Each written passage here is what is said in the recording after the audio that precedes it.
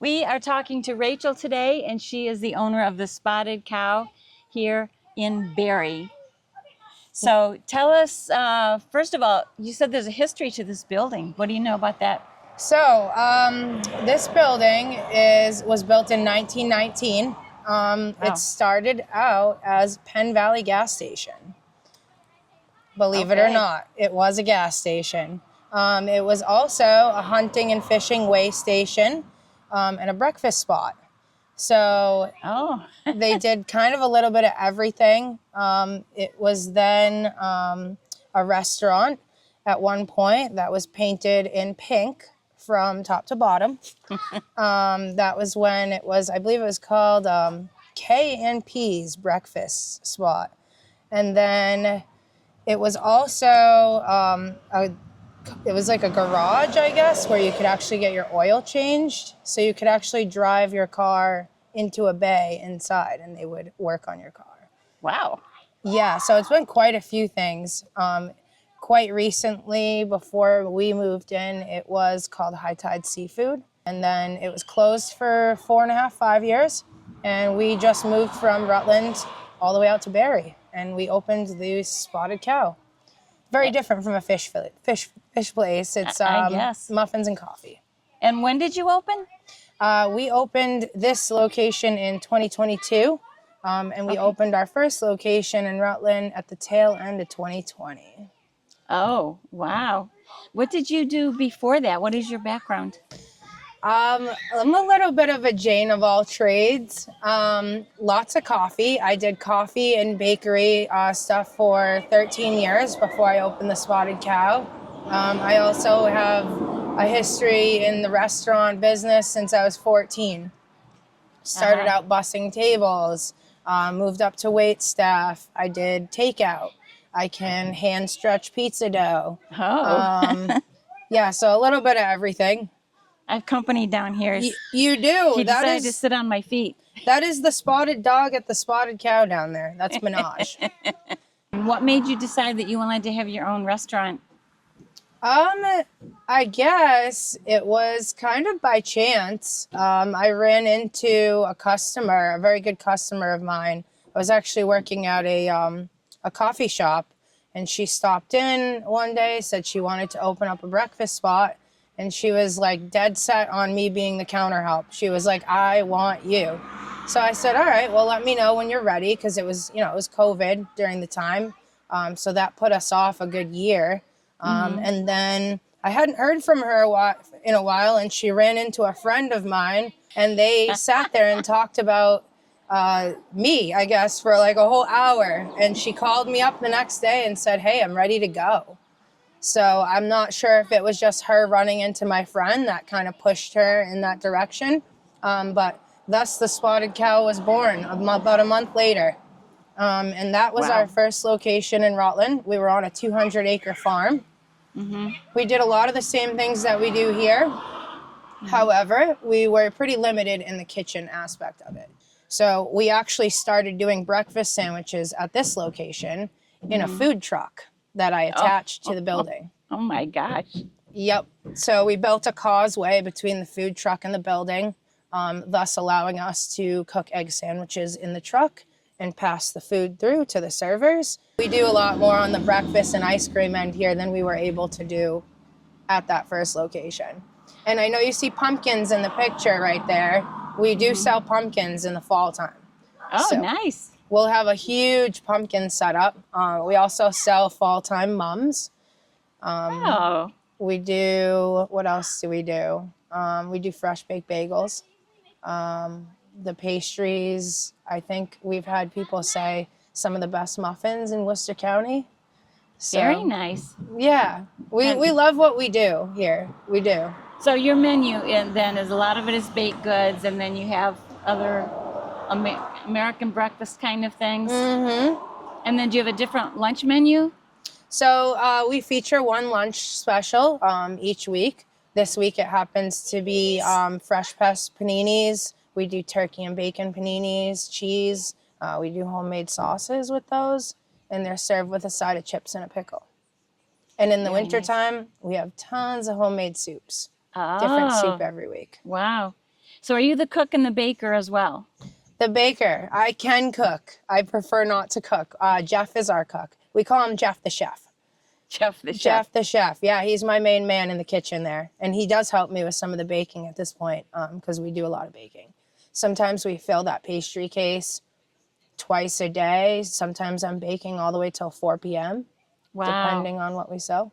Wow. And what are your hours? We are Saturdays and Sundays, 8 a.m. to 6 p.m., and Monday, Tuesday, Wednesday, 6 to 6. Excellent. That's early. It is as early. well. It's very early, but it helps when people come in and tell us that they love us. So that way, when I'm waking up super extra early at 4 a.m., I'm like, they want the muffins. What is the biggest challenge of owning your restaurant? I would say easily the biggest challenge is you cannot multiply yourself.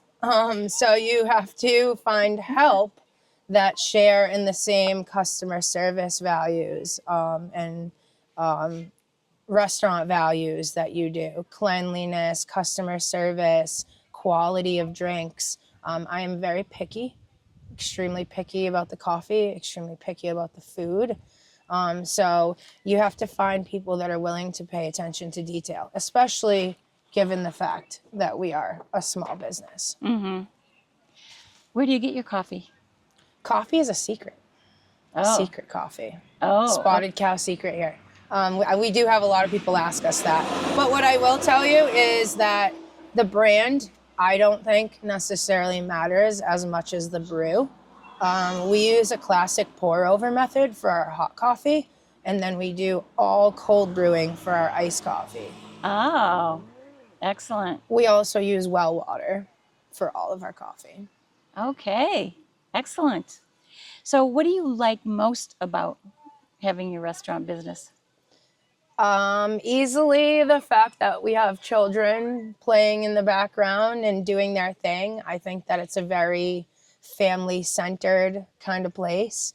Melissa's here with me today. She brought her son to work with her. We have an office in the back painted pink with a giant chalkboard on it. So even in the winter months, you know, we still have like a spot for everybody. And I really, truly say that that was what I had in mind when we opened that first location. I said, let's build a place where everyone can come. Where is it that you can find a place where a mom can come and sit down and have her breakfast and not have to worry about the kids running around? Where can the grandparents take the grandchildren where they're able to just sit and relax and let the kids do their thing? So we have the game shelf inside, cornhole boards out here, plenty of picnic tables, a couple climbers. We also have a waterfall and a frog pond. The frog pond is a catch and release kind of thing. We have a little sign posted up, be kind to the frogs. So as long as everybody's participating and following rules with the catch and release, we continue to have the frog pond over there. We wanted to build a place where you wanted to stay. Yeah, that's great. If that makes any sense. Of course it does. Any new plans for the future? I do hope to be able to bring Spotted Cow on the road at some point in time. Oh. We wanted to do a spotted calf coffee truck. I mean, you got to admit, there's not a lot of food trucks that do breakfast and pastries. No, not at all. Where did the name Spotted Cow come from? Actually, Heidi, back to the story about my friend that wanted to open the breakfast place. Heidi wanted to call it the Spotted Cow because we were on a 200-acre farm that had 30 plus cows on it. Okay. So we kept the name the Spotted Cow even after she left because it was just so darn cute. I mean, the Spotted Cow, it's kind of catchy. We like to support other local people too, local artists, local businesses. We also do movie nights. We put a big projector screen out and we have everybody pile up. They can order ice cream and drinks from the window, take a seat out here, watch the movie. And we didn't get to it this summer because we were fairly busy. This is our second year at this location, but hopefully during the fall months when it's a little cooler, we'll have coffee flights and yoga brought back. So you come in, you do an hour and a half of yoga, beginner's yoga, and then you come in and get a flight from us. So we like those, like, kind of like add in like a couple other local people type feel. Excellent. That sounds great. Yeah. Well, thank you very much, and we enjoyed our breakfast. Awesome. And great coffee. Thank you, guys. And a dog on my foot. We now have 29 flavors of Gifford Farms ice cream. Wow. We do homemade waffle cones. We do ice cream flights. We do ice cream nachos. Ice cream nachos are made with our homemade waffle cone chips. 2 flavors of ice cream and any toppings that you can choose right there in front of you. Oh, nice. I have the wild berry French toast, and it's got its own berry sauce, so it doesn't even need any maple syrup. So they make the sauce themselves.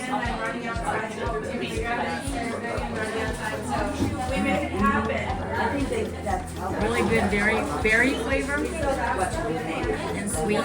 It's delicious. Enjoy. What you got, Marsha? I have Oats. but I also have peanut butter and chocolate with them. Oh, you're holding back the good stuff. Gotta taste this.